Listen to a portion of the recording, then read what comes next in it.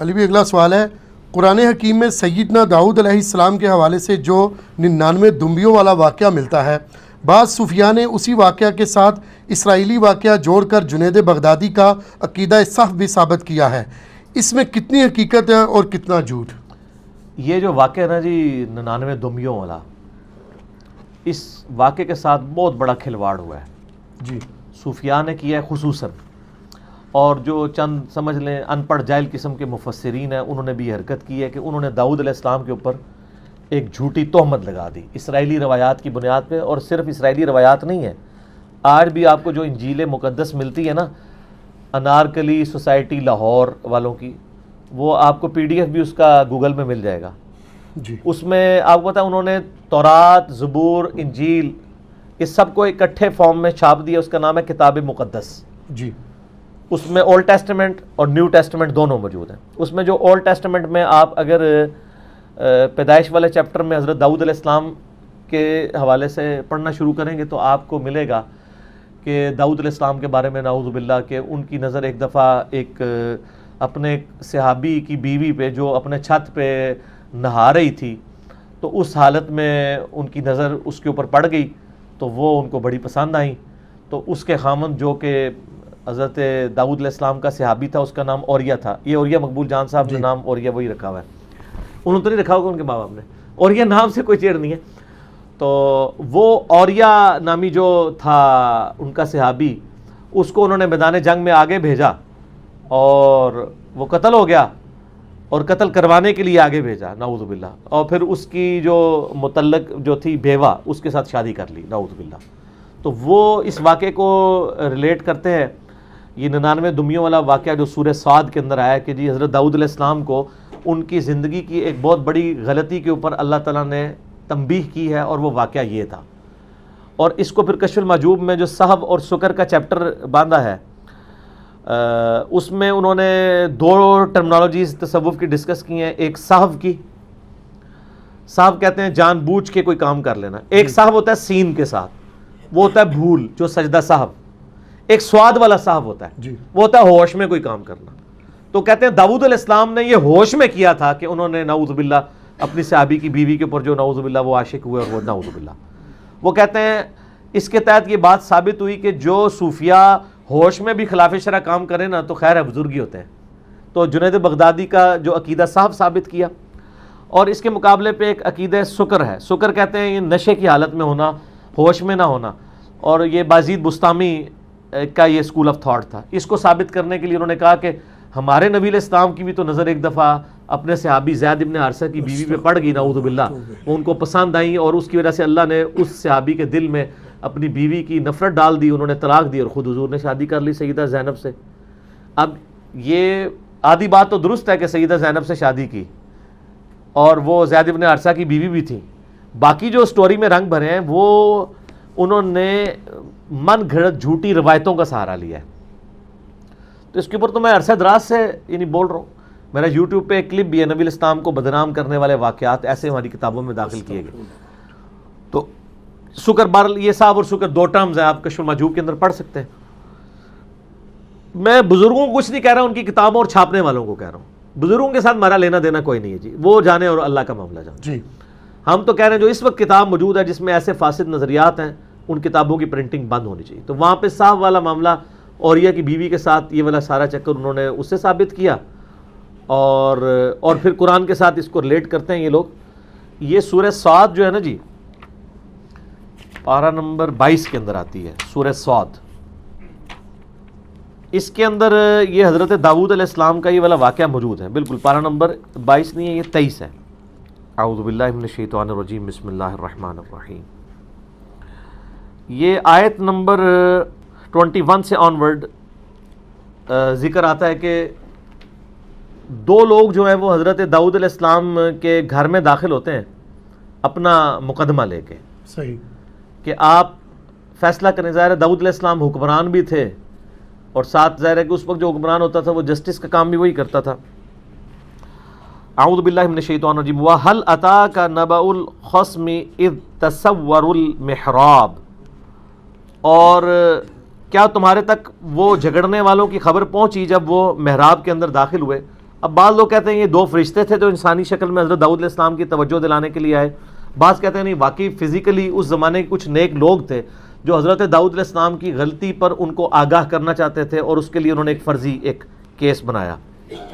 اذا دخلوا علی داؤد، جب وہ داؤد علیہ السلام کے اوپر داخل ہوئے، ففزع منهم قالوا لا تخف، تو جب وہ ظاہر ہے کہ جب اچانک آپ کی اس طریقے سے گھر کے اندر کو بندہ داخل ہو جائے تو بندہ گھبرا جاتا ہے کہ یہ کدھر سے داخل ہو گئے ہیں، جی یعنی مین گیٹ سے بھی نہیں ہے۔ تو انہوں نے کہا آپ ڈریے مت۔ خصمان بغا بعضنا على بعض فاحكم بيننا بالحق ولا تشتت واهدنا الى سواء الصراط، تو انہوں نے کہا کہ جی آپ ہمارے درمیان حق کے ساتھ فیصلہ کریں، کسی ایک کی طرفداری لینے کی ضرورت نہیں ہے، ہمیں رائے راست کے اوپر آپ چلائیں۔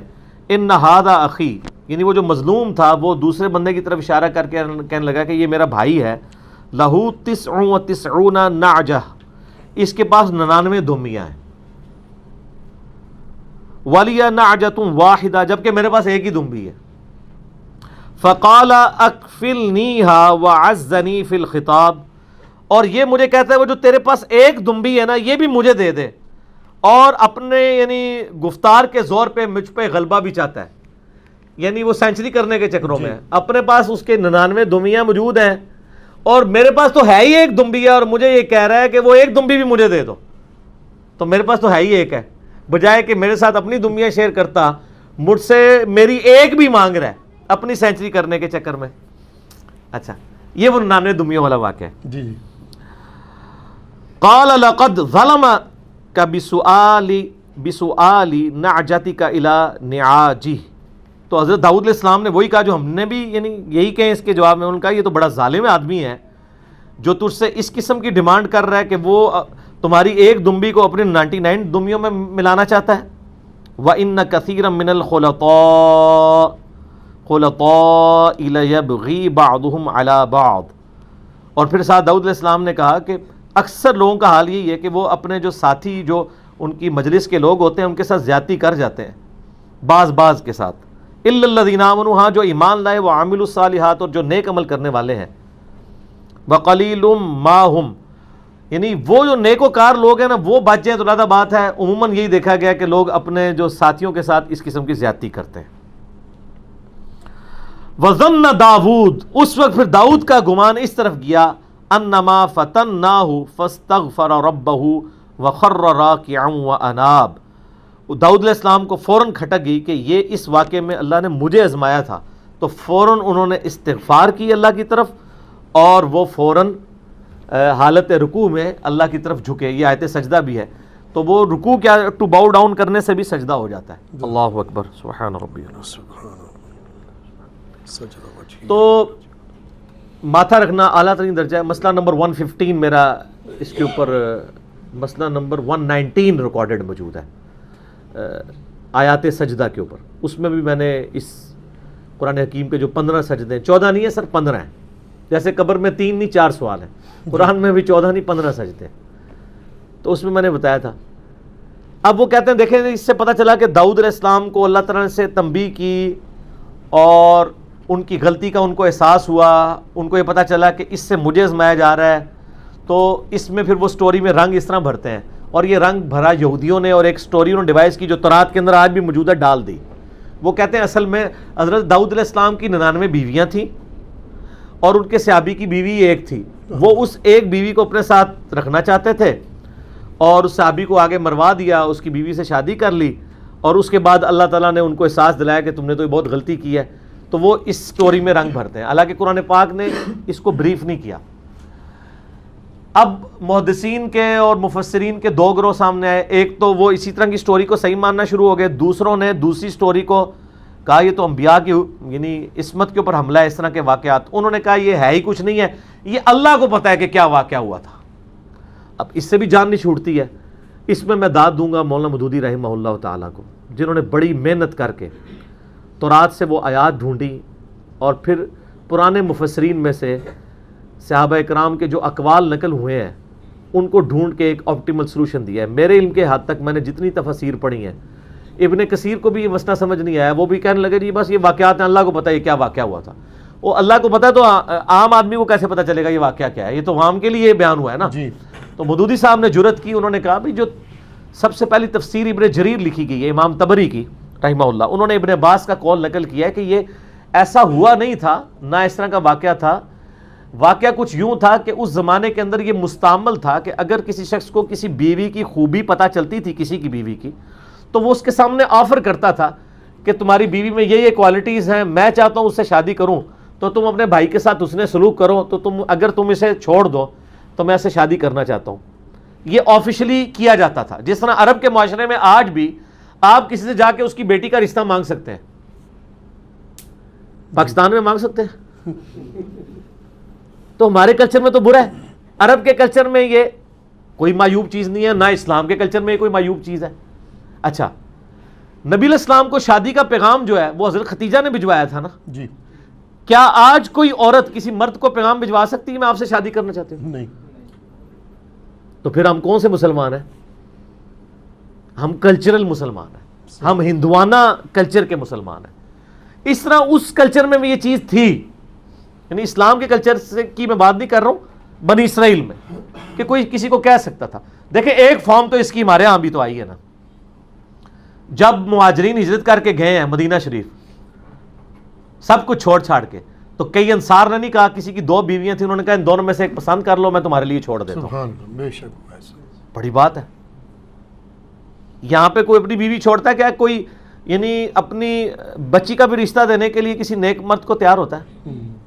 ہم نے اپنے جاننے والوں میں یہ ایسی چیزیں آبزرو کی ہیں کہ کئی لوگوں نے صرف لڑکے کی داڑھی دیکھ کے تو رشتہ چھوڑ دیا, اور بعد بھی جا کے پھر ان کے ساتھ جو کچھ ہوئی ہے نا, تو وہ اللہ نے ان کو دنیا میں سزا دی ہے. اسی طریقے سے کئی مرد ہیں صرف یہ کہ یہ تو بچی جو ہے یہ تو نقاب کرتی ہے, یہ معاشرے کے ساتھ چل نہیں سکتی ہے, تو رشتہ چھوڑا ہے, اور بعد میں جو کچھ پھر ان کے ساتھ ہوئی ہے نا اللہ نے دنیا میں سزا دی ہے. ایسے معاملات بھی ہو جاتے ہیں. جب آپ کا دین پرائورٹی نہیں رہے گا تو پھر اللہ تعالیٰ سے تو آپ کوئی ایکسپیکٹ نہ کریں کہ اللہ تعالیٰ آپ کا خیال کرے گا یا لحاظ فرمائے گا کسی مسئلے کے اندر.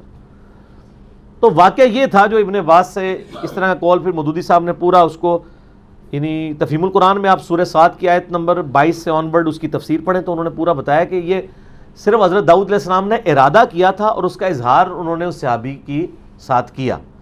جب یہ کیا اظہار بس اتنا واقعہ تھا, اس کے ساتھ کچھ بھی چیز نہیں جڑی ہوئی تھی, تو اللہ تعالیٰ نے ان کی تنبیہ کر دی ان کو.